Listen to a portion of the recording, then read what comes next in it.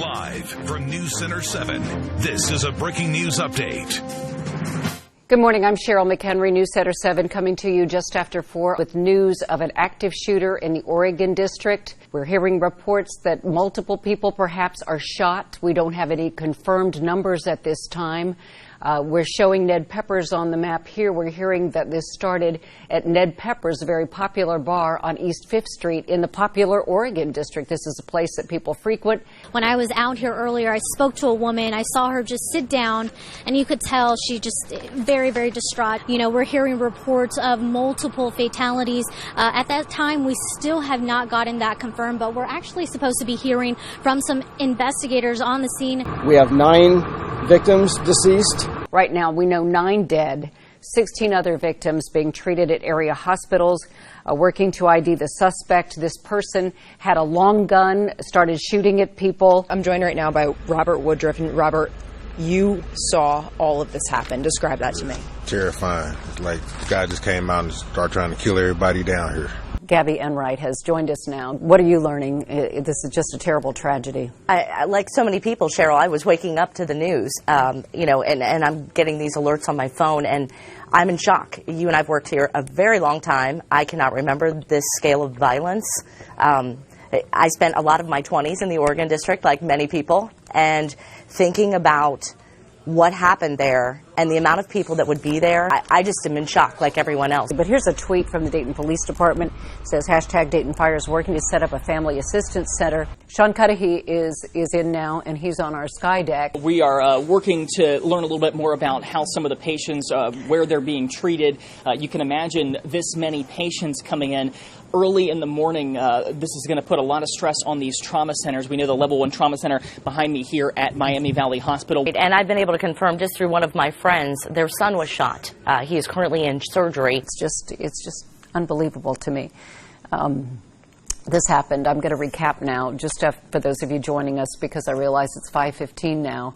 We've been on the air since around 4 o'clock. People are waking up, they're starting their day, and they keep coming up to me and saying, what happened? And then the look on their face when I tell them there was an active shooter situation, 9 people are dead.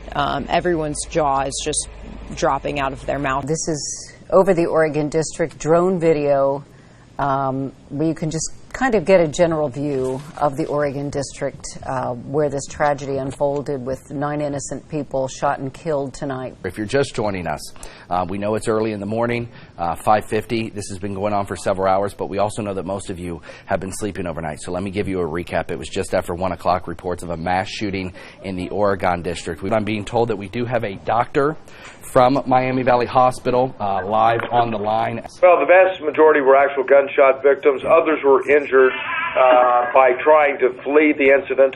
There were those that sustained lacerations. But while we're waiting to hear from the mayor, she has said a tweet. Correct. I understand Mike Campbell's working to get her live on the air right now. However, as of 4 minutes ago, she did tweet out, and this is from her official page, "I'm heartbroken. Thank you to our first responders for all that you've done." Some of the video we were just looking at was video from earlier of the police response, and you're seeing, just look at the sheer numbers of first responders who went to the Oregon district tonight after this shooting. We're taking a look inside the Dayton Convention Center. This is the Family Assistance Center, and you can see people waiting for word, and it's got to be very stressful. Yeah, this really shows that people truly were running for their lives. I'm going to step out so that you can take a look right now. You can see there's a pile on the ground, which we can now see in daylight now. It's roped off by caution tape. And we now have a statement from, I believe, Governor Mike DeWine. Correct. Fran and I are absolutely heartbroken over the horrible attack that occurred this morning in Dayton. Well, Adam, what we can tell you is that we've been able to come inside the convention center because we do expect a briefing from Dayton Mayor Nan Whaley.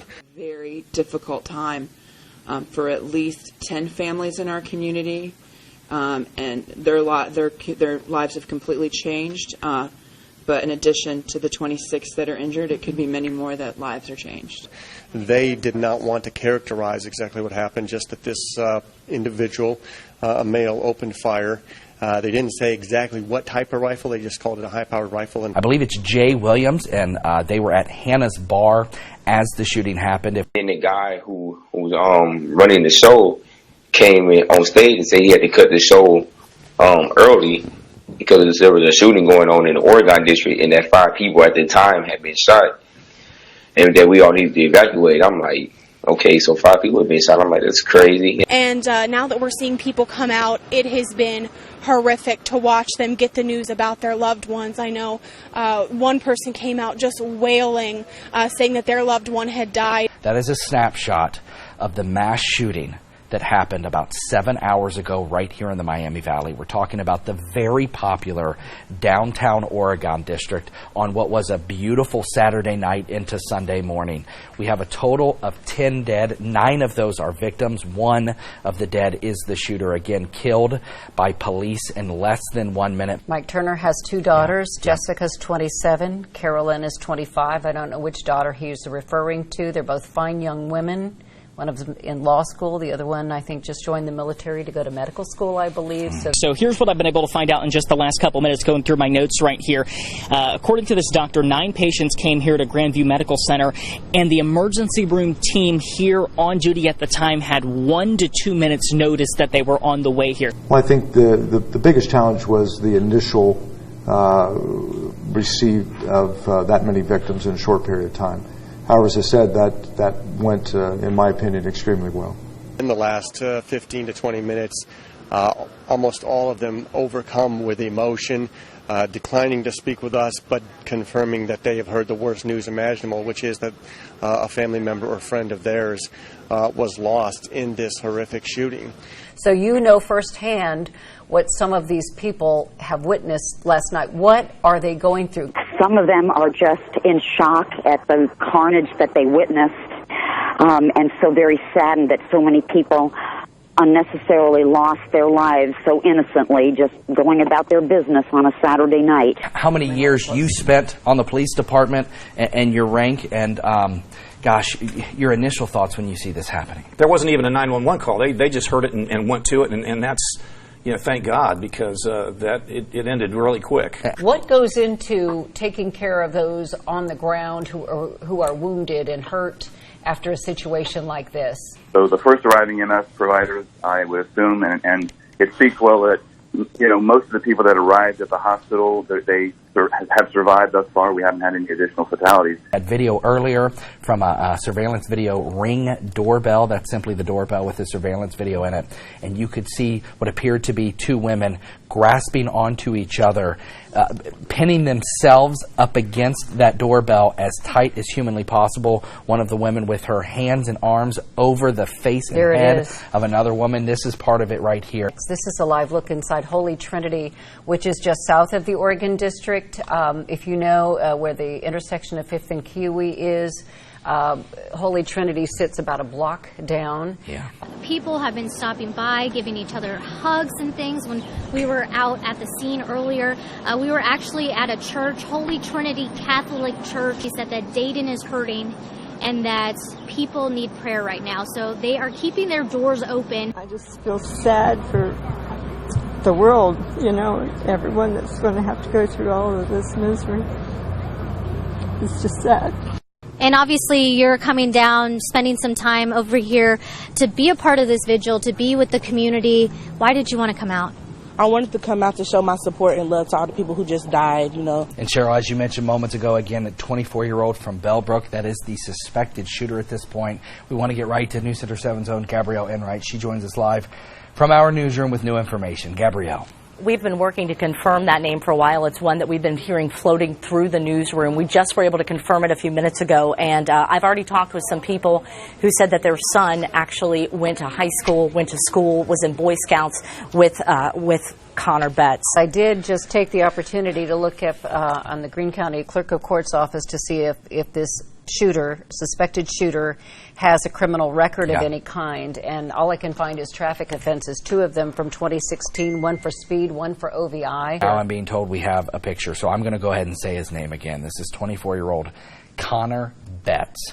of Bellbrook. Again, this is the suspected shooter. This is also maybe why the FBI and Bellbrook Police Department are surrounding a home there. And now we're going to go to Bellbrook to get the latest. Sean Cudahy is there, and that's where police are on scene at the home of the young man who is believed to have been the shooter in this. What are you guys doing out here this afternoon? This is connected to the events that happened in downtown Dayton early this morning.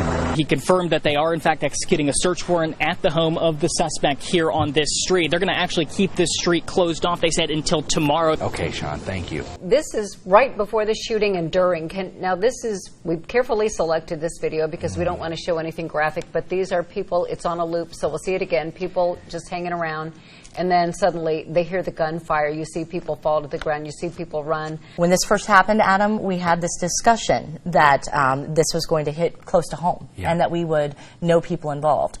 I never in my wildest dreams thought that I would actually know someone that was familiar with the shooter. We now want to show you this video. This is early this morning. I believe Mike Campbell said maybe around 7:30 or 8 this morning. This is the reaction. This is one example of a reaction of people showing up at the Dayton Convention Center, which is where they were told to go, Gabrielle, to learn if their family or friends were involved in this. But I did, just a couple of minutes ago, talk with a man who said he has known him for 20 years. We want to go ahead and play you that interview. It's a big testament to mental health and what we need to do to try to understand mental health. How do you wrap your mind around this? You know, I've seen the tragedy at Dayton this year. I was over a couple of times after the tornado and saw the destruction there, and it's just another very sad time for our city, for Dayton. And I know a lot of them personally. They all have my cell phone number.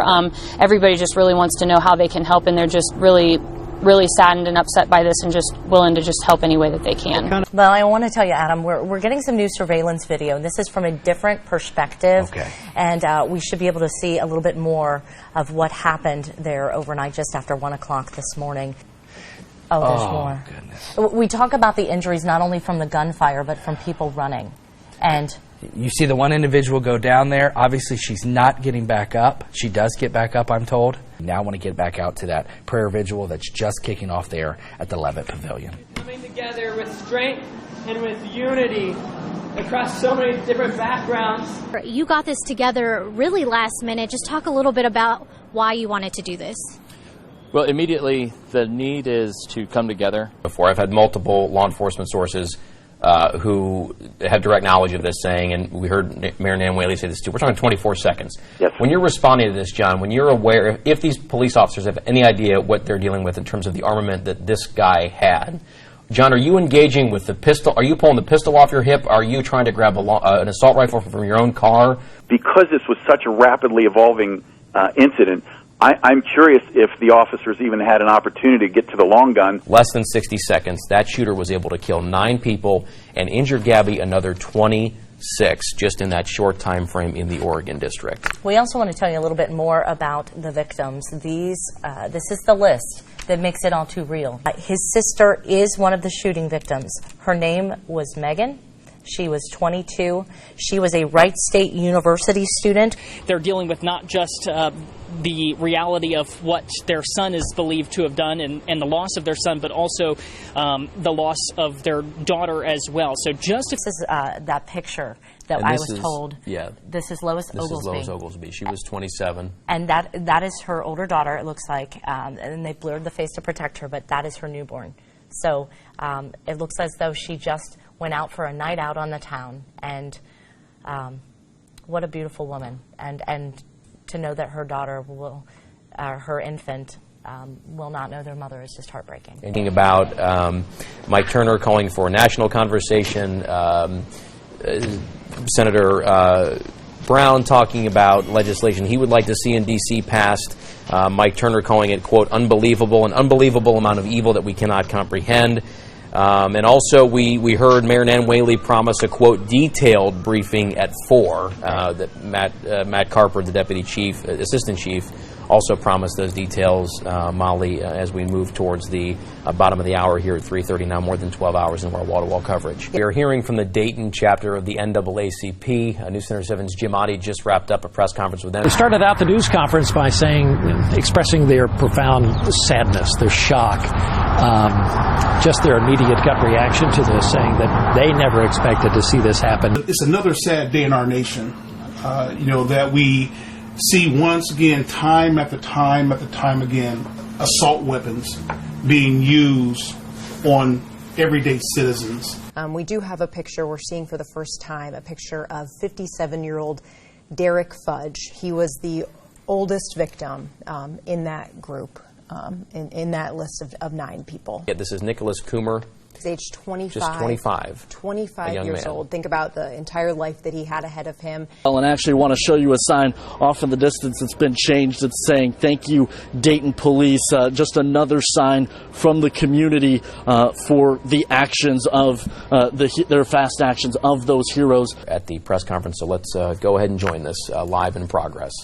You will now hear one of the 911 calls we received. Right outside, over the wall. Okay, right outside. One gun, one man, and a man, multiple shots. Right outside Newcomb. Get outside Newcomb. Someone got shot there? I don't know if there was shot. You're shooting in the air. People were running and screaming. The rectangular area toward the right side and more center of the diagram is where the suspect fires his first shots. These are outside of Ned Peppers. See the suspect enter the bottom right-hand corner of the screen. That's him there entering or attempting to enter Ned Peppers when he is struck multiple times. See a lot of officers who are entering in from the upper left-hand corner of this screen and begin heading down the roadway there to engage the suspect. Double drum magazines would have a capacity of up to 100 rounds. 5 officers, 6 total. We know that they engaged him within 30 seconds. That video they showed, Chief Beal said he was trying to get into Ned Peppers. Molly, that video shows him, he falls to his death on the doorstep of Ned Peppers. That was chilling to see. Here and see, it looks like everything is calm, and then everyone just starts running. Chief Beal wants to live on from here is the positive stories that have come out of this. These officers were jumping in to save who knows how many lives. And also to take a second to think about how these folks lived. Right. And to that end, we want to show you a picture right now that we have just obtained. We have confirmed that this is Logan Turner. He was 30 years old. He was one of the 9 people who was killed in this shooting early this morning in the Oregon district. Even younger, Megan Betts. Megan is, of course, the suspected shooter's sister. I do believe that this is the first time that we are seeing her picture. This is Monica Brickhouse. She was 39. She is another one of the victims. And this is Thomas McNichols. He was just 25. You know, these are young men and women who were shot and killed, Molly, while they were just out enjoying a good time. Right. This is News Center 7.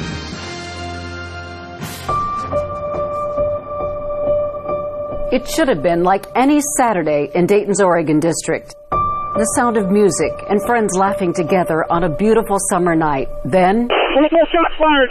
Multiple shots fired! It lasted less than 1 minute. 9 lives taken. Dozens of people rushed to the hospital. Everybody's just screaming and running and just trying to get away. I've never been that scared before.